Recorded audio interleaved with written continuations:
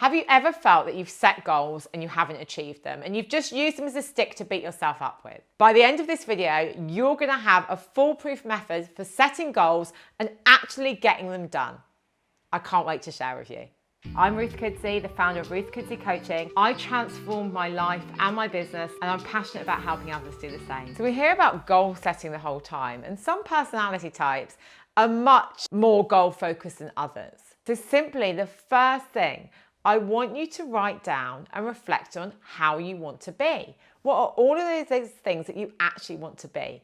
And often we have, emotions here. Like we want to be happy. We want to be relaxed. We want to be excited. We want to be fulfilled.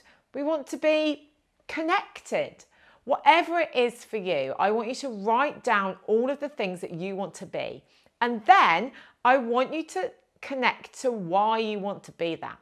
Well, I want to be happy because it means that my life has more joy. Being creates thinking, creates doing. We're not going to have things unless we're connected to that being first. And then I want you to start to step into that version of you already. Okay, so I'm the joyful version of Ruth. What's going on for me? How am I feeling? What does my body feel like? What are my thoughts? What's going on in my head? Like, what do you want to do in your time on this planet? What do you want to achieve? Do you want to write a book? Do you want to speak on stage? Do you want to have a podcast? Do you want to have a YouTube channel? Do you want to be on TV? And then finally, and I have most trouble with this, what do you want to have? I want to have a house with a swimming pool. Why? Because I've got this vision of having a house with a swimming pool and having these like crazy, happy, joyful afternoons where my friends and my family come over with their kids and we're all outside and we're all splashing around and we're all like eating and drinking and chatting and having a really nice time. That is why I want to have it, because I have this whole scene that I've painted in my head around it. So I want you to connect in again with what you want to have and why. And remember, there's no judgment here. This is about you. I've done this with people and they wanted to have a private jet. That's not on my agenda, but that's on theirs. And they've got specific reasons why. The person who did this and wanted to have a private jet, they wanted to travel between where their mum, who's not very well, is and where they live. And it's very, very difficult to do that unless they had a private jet. So, we can judge people on their reasons, but actually it was a reason that they wanted to be closer to their mum. And write down everything. And now look at your list. I want you to really connect in with what you really want to be more than anything, what you really want to do and what you want to have. And this forms the basis of your bigger vision. Imagine you're in a movie and you're watching a movie of your life and you're 5-10 years from now. Imagine you're pulling up to your house. Where are you living? What does it look like? What car are you driving? Are you driving? How are you getting to your house? Are you flying? Are you helicoptering? Are you paragliding in? Get really specific. Zoom out. What else is going on in your life? What are you doing? How are you spending your time? Where are you going on holiday? Who are you around? And what are you feeling? I want you to connect in so you can start to see this vision that you want. So when we're there with that big picture, this is what we want our life to look like. This is what we want to feel like. Then let's look at our goals. And a goal really is something, a target that we're aiming for. So if you don't like the word goal, think about intentions. What is that? What is it that you're aiming for? What is it that you need to get to that place? Often we may have a financial goal, but that financial goal won't mean anything unless it's got that connection to the place. So I shared my swimming pool story. So for me, there's a financial goal associated with having that house with a swimming pool, but that vision is around having that lifestyle where we're able to relax and have that time with friends and family and create a really nice experience and a really nice life. So if we have financial goals and we don't do this other thing, we don't really think about what we want, then they can start to feel one-dimensional and it's as though the money is filling a void, but we don't really know what the purpose is. And you're less likely to achieve a goal if it's not connected to a purpose. You're less likely to achieve a goal if it's not connected to your values. You can see with what I've shared, like one of my values is family and friends and really that connectivity piece. I love people. I love being around the people that I love and creating these experiences. That's really important for me. Think about what's important to you. And there's two ways of setting goals. We have mastery goals. So what do we want to master? What do we need to master to get there? Well, for me, I need to master being the best coach trainer in the world for people who want to become coaches. Because if I do that, then my coaching program is going to have such a reputation that I'm going to have no problem in filling it.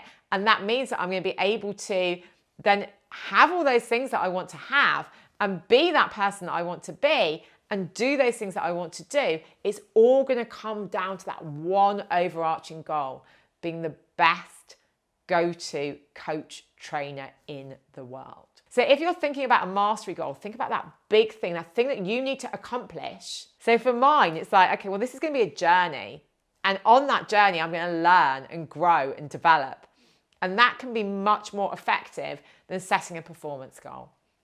But for some people, a performance goal is really inspiring. Okay, so I want that house, it's 1.5 million, therefore I need to make X amount of money. And we know this. There's research from Harvard that says that if we write down our goals, I think we're 60% more likely to achieve them.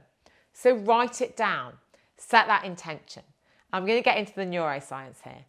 If we set a goal, whatever goal it may be, it could be financial, it could be the mastery. If we set that goal, if we focus on how we feel when we've achieved that goal and what's going on for us, if we do that every day, it's called visualization.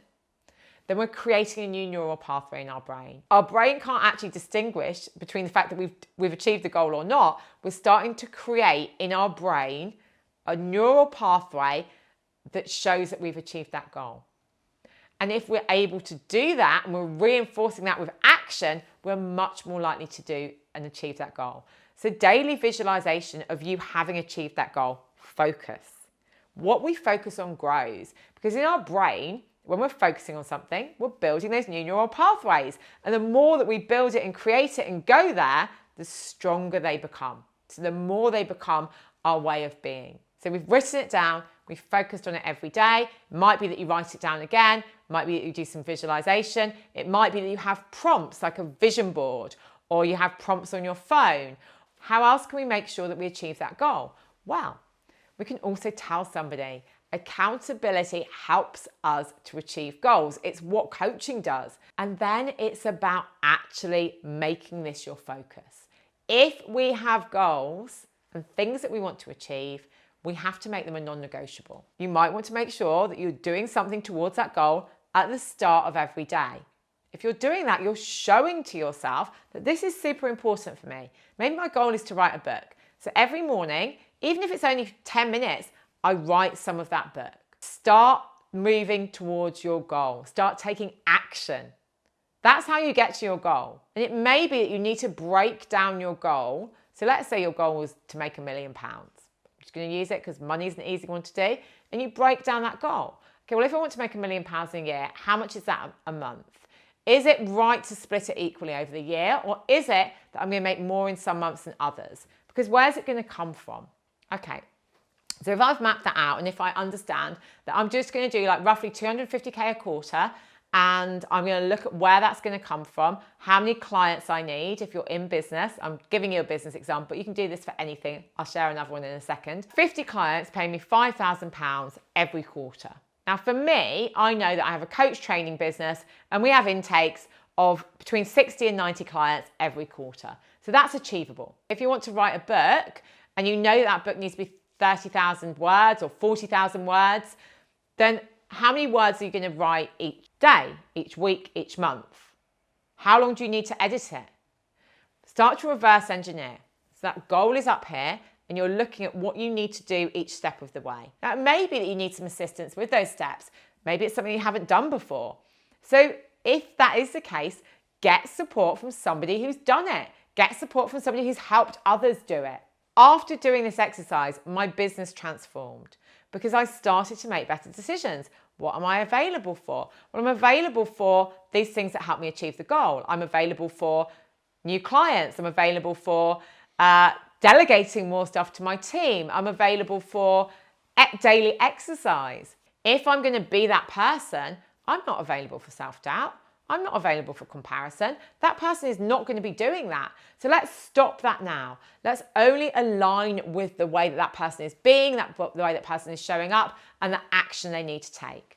And that completely transforms everything. And then be clear and be firm with yourself. If this goal is super important to you, if it means so much, say yes to things that will help you get there and say no to things that won't. Start to be laser focused. So if your goal is a big goal, build in little milestones and every step of the way celebrate that, because energetically then you are saying, I am welcoming this in. So what do we need to do? We need to connect in with our be, do, and have. We need to set our bigger vision and we need to go there every single day. We need to get clear on what our goal is and what that's going to mean to us and what success is going to look like. We need to reverse engineer that goal so we understand the steps that we need to take in order to get there. And if you get stuck, guess what? You ask for help. You look at the resources that are around you to help you. So your next video is up here. If you enjoyed this, I would love you to subscribe, give me some love, and ring that bell so you get the very next video. For more stuff like this, join my free community, the coaching community on Facebook, for coaching, business, personal and professional development tips, and lots of coaches in there too.